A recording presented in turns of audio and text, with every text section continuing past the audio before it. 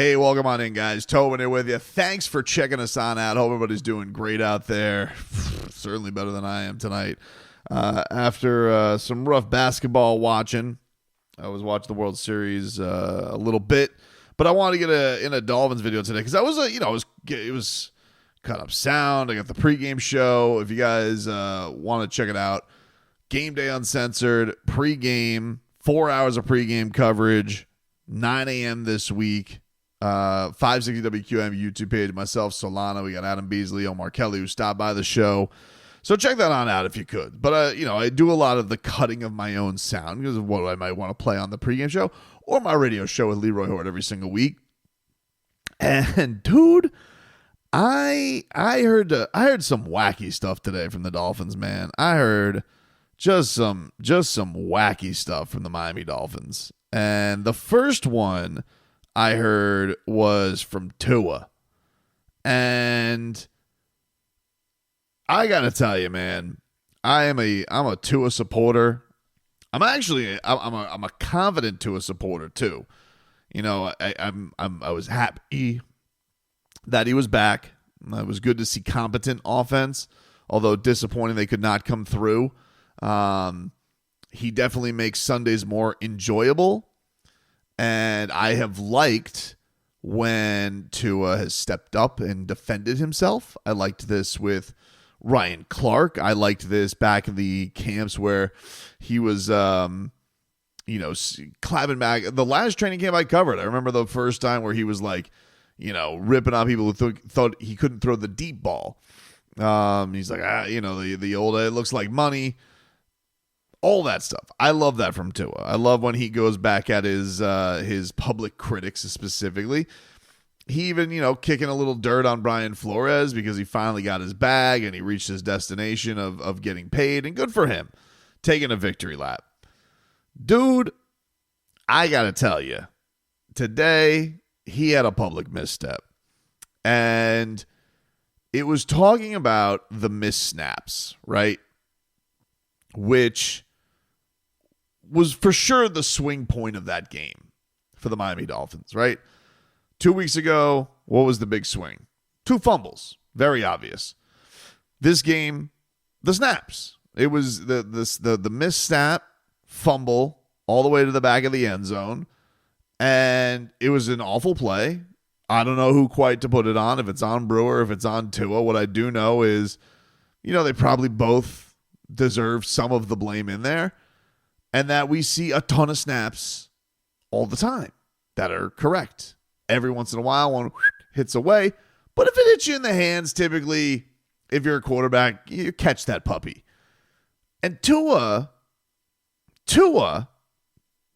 said today something patently absurd to say the week after you have a botched snap that has to go to the back of the end zone, and after you have 3 fumbles in a game, he said that he had shortstop hands. And not only that, then he took kind of a pot shot at like the couch QBs, the fatties on the couch eating the chips. And I gotta say, man, pretty bad misstep from Uno for me. But here he was. Sure, it's as simple as catching the ball in the gun. But I would say I'm a pretty good shortstop guy. I have pretty good vision. I have pretty good hands. I mean, I'd like to see a lot of other people go in the back there and try to catch that ball too. You've seen it wasn't Brew's best, and Brew knows he can get it better, but it wasn't my best as well. But I'm just saying, to give perspective, it's not as easy as what it looked like, sitting down on your couch eating chips. And the under center one? The under center one, that was just my fault. Oh, that one you could eat chips and he's like, that one you could eat chips and do. I F that one up. Here's a couple things. All right. Just try this on for size, Miami Dolphins. The players. Try this on for size. Okay. You guys are 2-5. Okay. Woefully underperforming with some reason. Okay. Quarterback got hurt. Give it to you, even though you took on some pretty terrible teams along the way. We've seen teams win with backup QBs all throughout. But your record is putrid. Your record sucks. Not the time to poke at people saying, well, it's not as easy as it looks while you're sitting there on your couch eating it. It's like, fair. Here's the thing, though, dude. Only one of us on that day is signed up to 160 million guaranteed, and I'm pretty sure whatever chip intake there is from any fan, fat like myself, skinny at home, whatever it may be, if some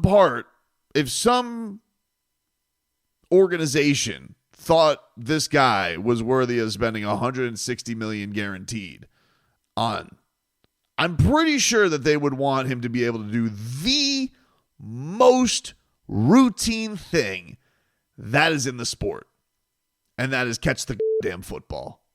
And especially a snap, which you're not impeded by anything. It hits you right in the hands. And then to also say on the top skis of that, I'm a pretty good shortstop.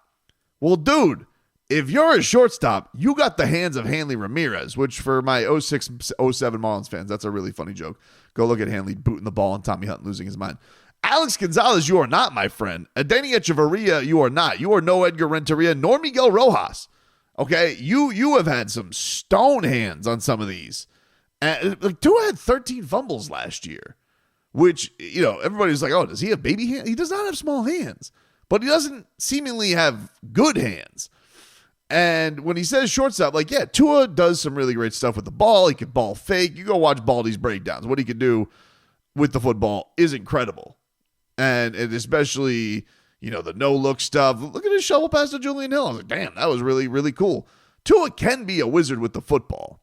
But when people get snippy like that, when you are getting so defensive that you know, as a professional, somebody doing the thing that you have been trained to do, Tua, the thing that you said that you are going to play till the death of you because you love football so much, I got to imagine, dude, the humiliation that must be seething through you, that a ball hits you right in two hands and squirts to the back of the end zone. Your answer is to the fans, or the reporter in this case, not as easy as it looks. It's like, it's not with a lifetime of training, dude. Like, I don't see that happen very often. You know, we're watching a lot of football from our fat asses on these couches with the chips, and I don't see a lot of it. And I just think badgering the fan or taking the pot shots at the people watching at home when you or your center, and maybe you don't want to take a full, you were leaning towards throwing Brew under the bus, but you're like, let me step back a little bit and let me make fun of the fans. And I would have said, dude, like, that's probably the smarter move, not to throw your center under the bus and go with the fans, but it's still a dumb move. It's a dumb move. Go at Chris Sims. Go at Ryan Clark when he calls you a fat ass. Go at Brian Flores for being a meanie. The Dolph fan, dude, many of who have supported you. Yes, there are plenty of rat bastards out there who have been rats off of shit. There have been plenty of people who don't think you can be a franchise QB, but there are many in those stadium who are cheering their ass off for you when you walk out of that smoke and you make your return, and they're so happy to see you play football again, right? And are inspired by your story to come back from injury, to get to a lucrative contract. But dude, don't sit here and tell me after a ball hits you right on the palm skis and then goes for 2 points the other way, gets another possession for your opponent, and they get another tutty to boot from your F-up. You and Brewers F-up, okay? We'll call it a co-F-up. Your response could be, it's not as easy as it looks. Okay, fine. We're all here acknowledging it's not as easy as it looks. I'm sitting here and acknowledging, hey, Jalen Ramsey catching Kyler Murray. You're one of the best cornerbacks of all time, and he's probably going to the Hall of Fame. I acknowledge, probably not as easy as it looks, okay? I couldn't catch Kyler Murray if he was standing still. That being said, so what? You're one of the best in the league. You can't do the most routine things as one of the best to do it in the league? I just, and to him, dude, you were in double-digit fumbles last year. You lost 5 of them. Okay, thankfully, you've had the football gods bouncing it your way the right way. But dude, you were in double-digit fumbles last year. Like that's a pretty beefy number. And to sit here and say I have shortstop hands, I was like, dude, what? What are we doing here? Come on, man. Like that's the just say, hey, you here's what Tua, you've gone into this persona, right? Like you've had it calling to you arrogant Tua, cocky Tua, whatever it is. There are elements that I like of that. But I feel like, and I'm just giving you a PSA here, I feel like the Green Goblin's calling you a little too much here, dude. Like I feel like you got to know when to step back from the cocky ledge. And you should have left it at, I could have done it better, Brew could have done it better. End of answer. Because then you got boxed in by Furones there at the end where he goes, well, what about the other one? He goes, yeah, that's on me. Well, what? So wait, let me get this straight. You're going on the chips argument, which I think it would have been a lot funnier if the video clips would have had that follow-up. But you're going to say on the follow-up, oh, yeah, that's on me. So no chip comment there. But the jugs machine snap that you weren't able to haul in, that one, not so great. I don't know. Misstep by him. And then, dude, Odell Beckham today, like he had this crazy answer where he was like, I'm still running fast. The opportunities aren't there. Nothing defiant. Nothing venomous from Odell. I thought he was very I thought he was deep and reflective on a lot of things. I thought that he actually had some pretty inspiring things to say on record turnaround, and it's really when you're hot. And I think there was but he had this thing today where he was trying to explain how like wide receiver is actually like the most selfless position, and I could not help but laugh out loud. Yeah, I am. It's crazy because I now don't take it, not to say I ever did, but I definitely don't take it for granted.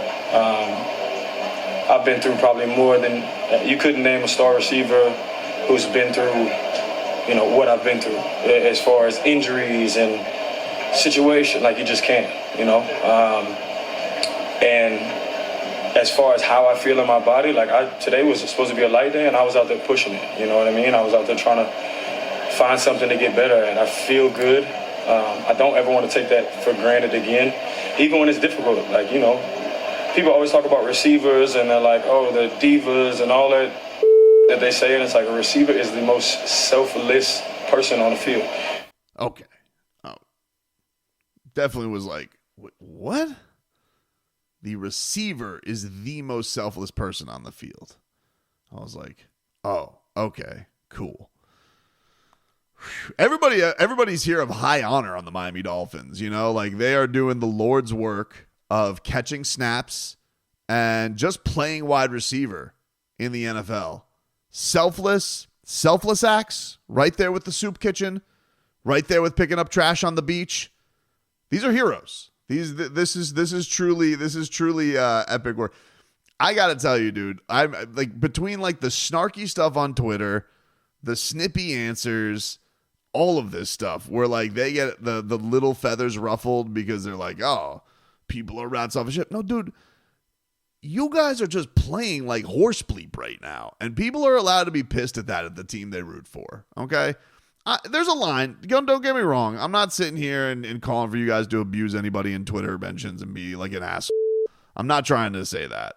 But with the people who are like, you get a comment, water off a duck's back, dude. You don't have to be like, oh, put on the film, cut on the film. Oh, well, you don't know. I don't have the opportunities. And like, you gotta retort to Finn's Balls 69 on Twitter. You feel like you gotta get that in there. It's like this is the team that's supposed, and it really, I guess it comes down to is like this team feels so thin-skinned, and I'm supposed to expect them to go beat the Buffalo Bills on Sunday. You know what I mean? It's like this is the stuff that's getting to you guys. Tweets, criticisms about your snaps or catching snaps, and you're supposed to go beat a football team that you haven't been able to beat in the last 3 tries, barely have been able to beat in this quarterback's career. I don't know, man. It just feels like all year that's been focused on the wrong type of stuff. But I what do I know? I'm just some guy on the couch eating chips.